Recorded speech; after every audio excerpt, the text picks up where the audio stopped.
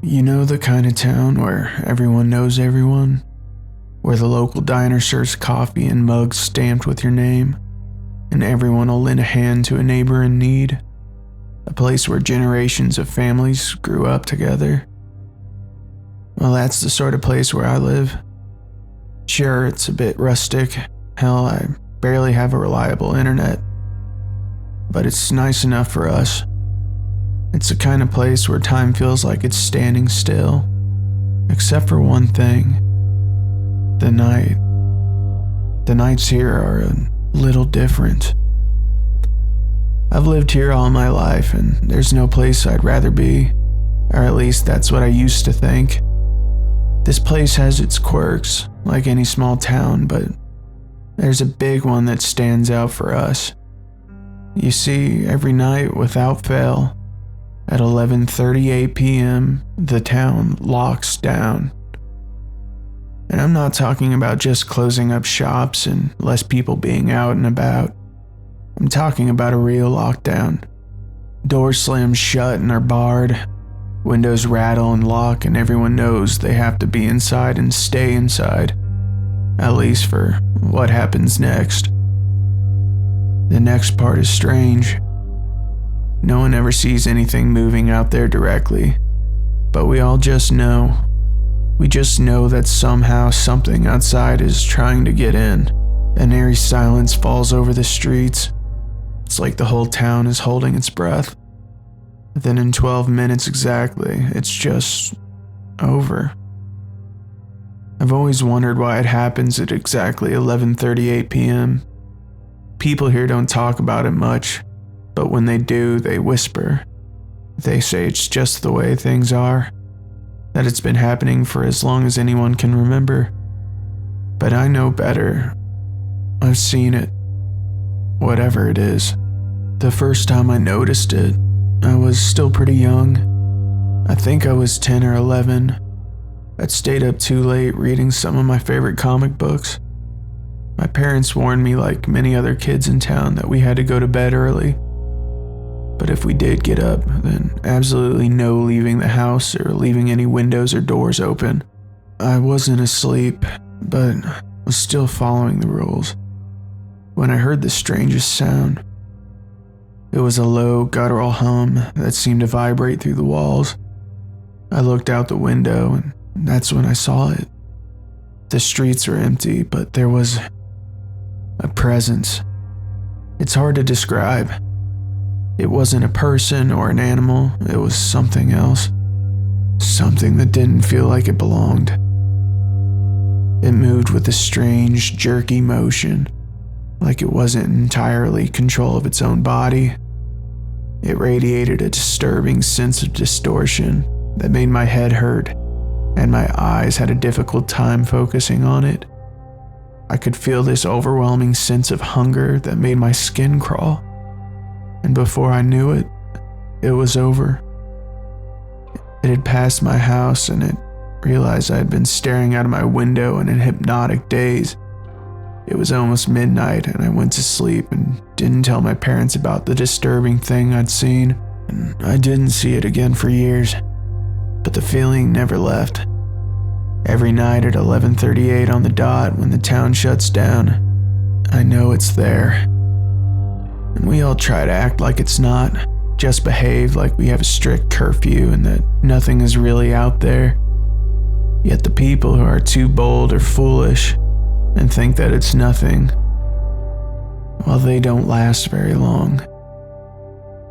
And those of us who are still here know that whatever that thing is, it's out there, stalking, hunting, looking for anything, an open window, a cracked door.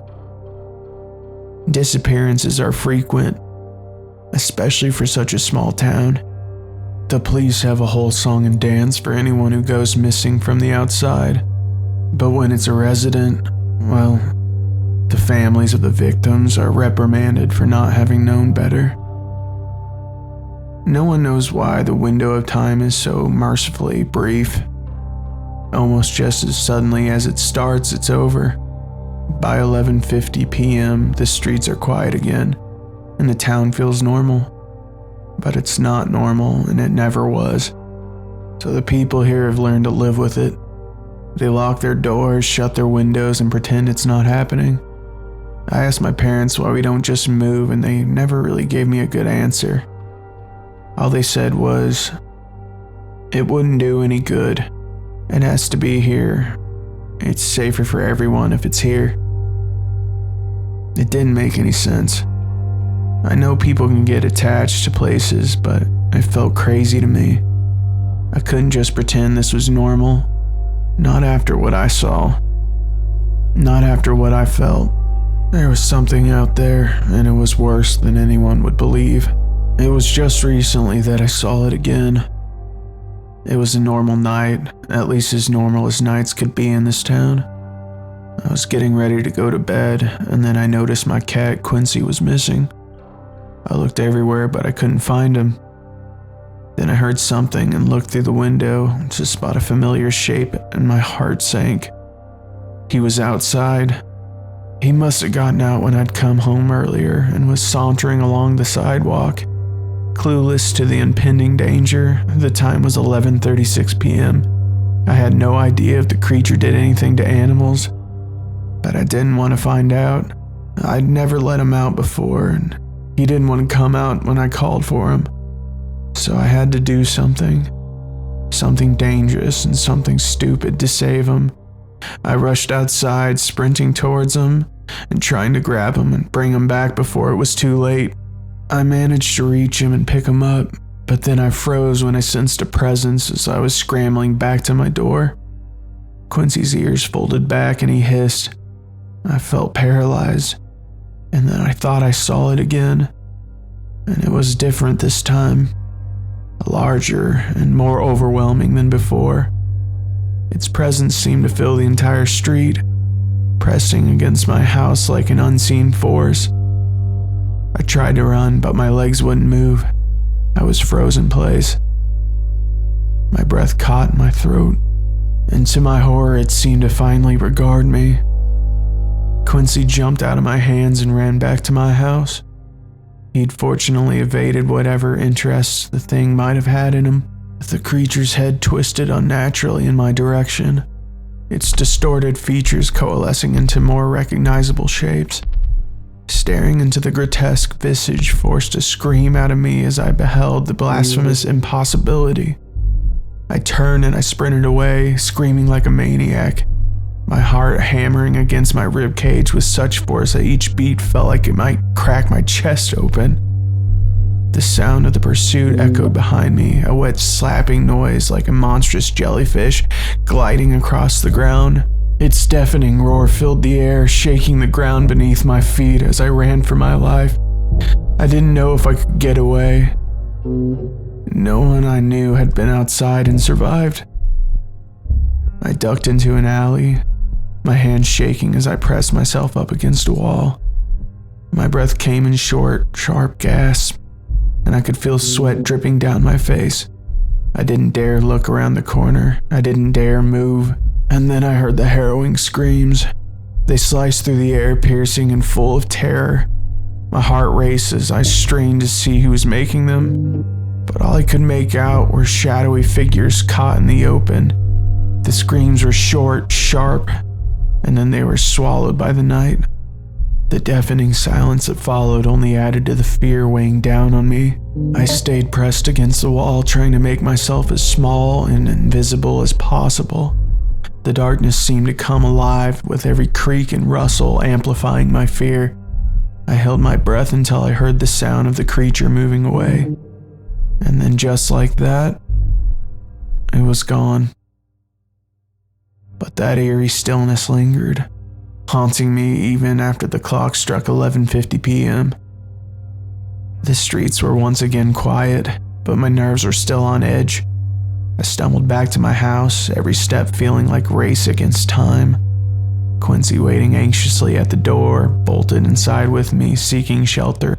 The horrible night had left me shaken, but grateful to be alive. Whatever that thing is, it doesn't belong in this world, and its presence is so unsettling. It makes your mind ache just to catch a glimpse of it. and no one knows its origins or where it came from. Maybe they're lost in the depths of history, but whatever that is, it remains always there, lurking in the shadows every night without fail. And after that, I did the one thing everybody probably thinks I should have done in the first place. I left my hometown. I moved to the largest city I could reach to get away from it all. My parents didn't approve. In fact, they tried to tell me I couldn't go. And I was so desperate to get out of there that I had to sneak away in the early morning when they couldn't interfere. I never understood why we all stayed there and tried to ignore the eldritch nightmare that hunted us at night. Living in the city felt simple and better at first. The city felt alive with the hum of traffic and distant chatter of people during the day. A cacophony that made me feel safe, anonymous.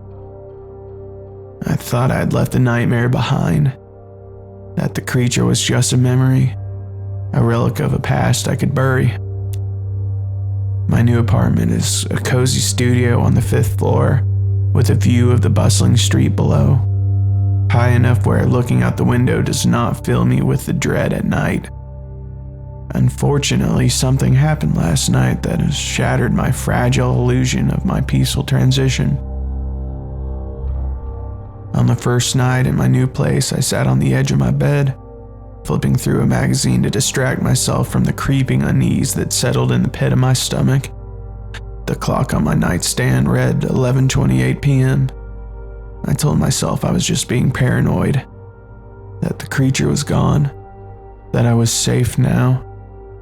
But the weight of the past lingered, a shadow in the corner of my mind that I just couldn't shake. By 11:38 p.m., the city outside my window was eerily quiet. The usual sounds of traffic and distant music faded, replaced by an unsettling stillness. I tried to focus on the magazine, but my eyes kept drifting towards the window, the darkness beyond the glass pressing in on me, and then I heard it. A soft, tentative tap against the pane.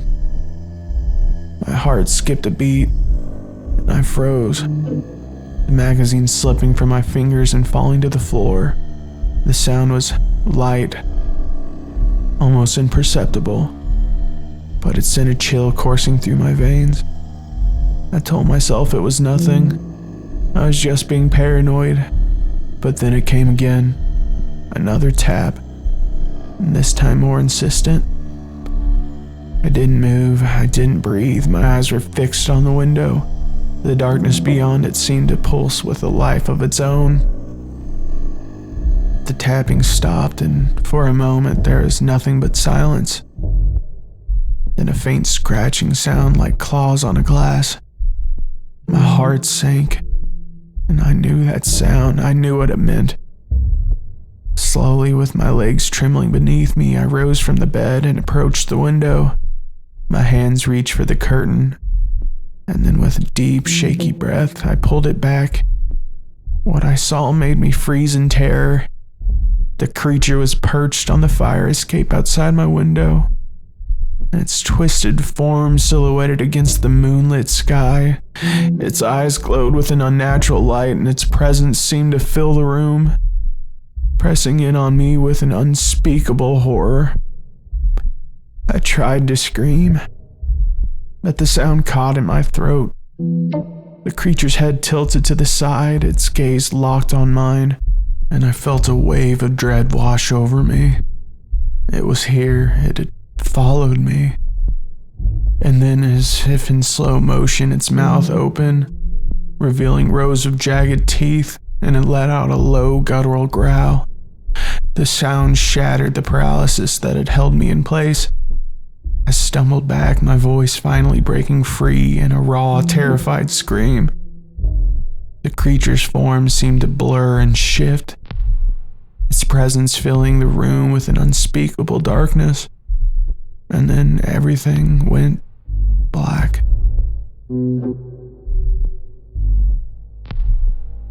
I regained my consciousness, and I know it's not over. There's no escape from this thing that has followed me. I considered what my parents had said when I asked them why they never moved. And then with dawning horror, I realized the truth of their words. It is safe for everyone if it's here. They didn't mean it was safer for us. They meant it was safer for everyone else. They knew the danger, they stayed to keep it there. Now in my ignorance, I've made a huge mistake. And somehow it knew I left. It's followed me here to a place where over 1 million people will soon know about its existence. And maybe more if it moves beyond that. I'm so sorry for bringing it here, and I didn't know. Please, for your own safety, stay inside between 11:38 and 11:50 p.m. 'Cause by now it might not be safe where you are.